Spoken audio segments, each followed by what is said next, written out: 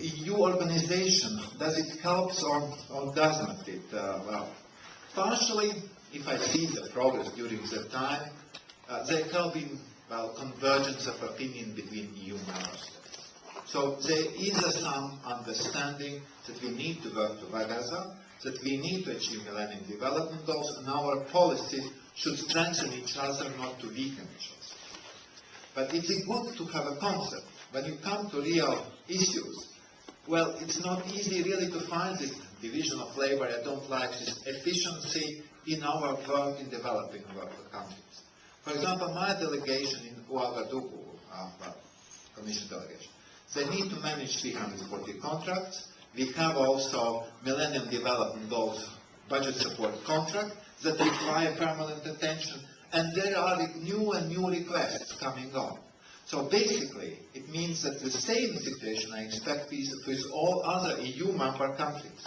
So when we speak about more coordination, we are overcome with details, and as a result, we can't make this first first step really to be efficient on that. So I think that it's crucially really to agree on the concepts that we need to follow. And I believe this MDG framework and your assembly, your intellectual could help us really to formulate what we would be able to achieve.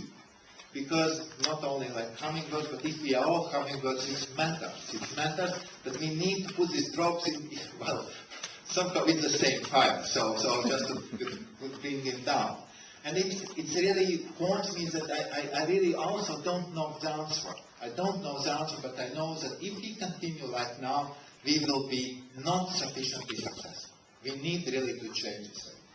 During the autumn, we will work a lot, and I announced that somewhere early next year, we will come with some new approach to the consensus that have been developed by 2001. At this stage, I can't say much more. I would not like to drop any actor, and I would like to achieve really consensus. That's why I also wrote a letter, because I need your feedback, because if you will not support this approach, whatever it will be, it's dead. It will never, you cannot achieve any respect of any success. Because your engagement is rather crucial, really, because it comes from the heart. And it's not only from the mind. And so if you are dealing only from mind approach, it doesn't work sufficiently well. So my point is, focus on the areas that could help a growth, and at the same time, not forgetting areas where growth will not take care. And these are education, healthcare, and you will name some others. So I believe that if we go in this direction and try to develop a comprehensive model, that could work.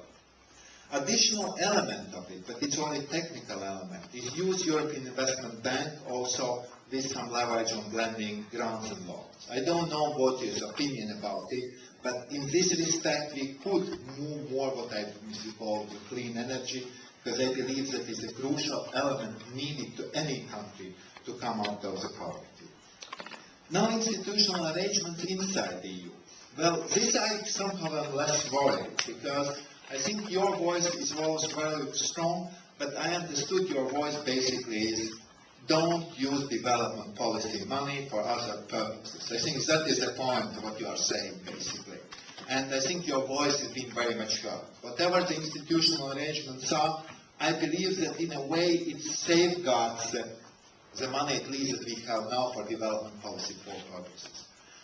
Because with External Action Service, if we definitely get more coherent picture concerning the country strategy papers, also multi-annual frameworks, but all the implementation schemes are still with the actors that you know quite well, European and EU delegations, in the format that is not strongly changing. So what is being achieved is that some political elements are taken better into account in overall policies.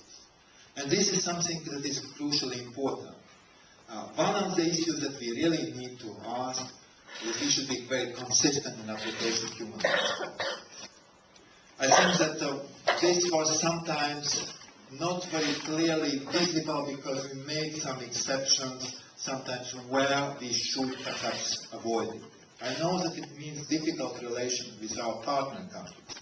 But I believe if we have very clear cases, well, we should not be also hesitant in really making also some decisions related to it.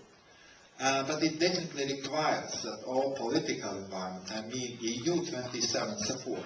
Because the worst things that could happen and is happening, that one part of the EU announced some type of political action, another aren't. And I think that is not acceptable. Because the whole point of creating external action service under strong high representative is actually not making repackaging inside the Commission and community institutions.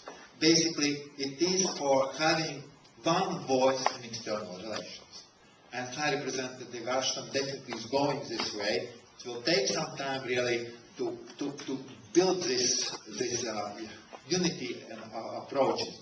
But I believe she is already on some issues moving quite well. Well, I should finish. So, I think it is, there is a lot of positive emotions also about it. I think it is sometimes perceived, and I also sometimes is skeptical, I'll say, well, nobody likes development cooperation policy, nobody likes exactly, well, to provide support. Africans and other countries that needs are not, well, they don't care. It's not true, because there is a lot of things that you not necessarily say when you love. Well, it's true that you need to say when you love somebody. But still, I would believe that it's very clear what in my small experiences is that countries and people in this country are very positive and grateful for the support provided. And also European citizens, when they are, well, knowledgeable, also accept that this aid should be provided for the poorest population. So we really need to bring better results and better accountability in the whole process, that inputs that have been put really produce outcomes.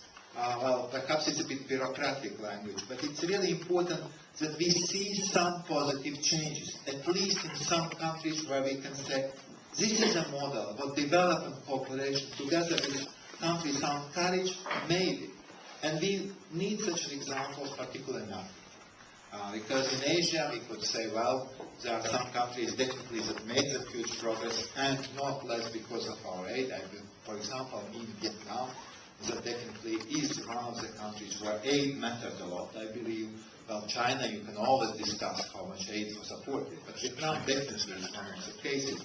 But I believe we need very much concentrate on Africa. Success in any or breakthrough in one African country would mean a huge boost for development cooperation policy and huge boost for Africa. And now this World Cup in soccer, we shouldn't undervalue it because it really demonstrates that Africa is more mature as usually is perceived.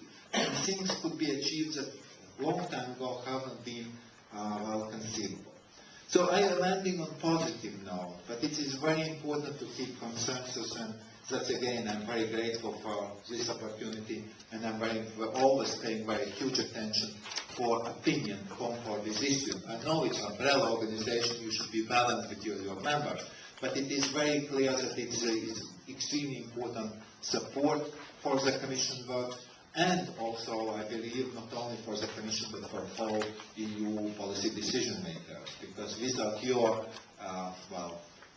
strong voice, I believe the European Council conclusions would have been a bit mild. So, congratulations. Thank you.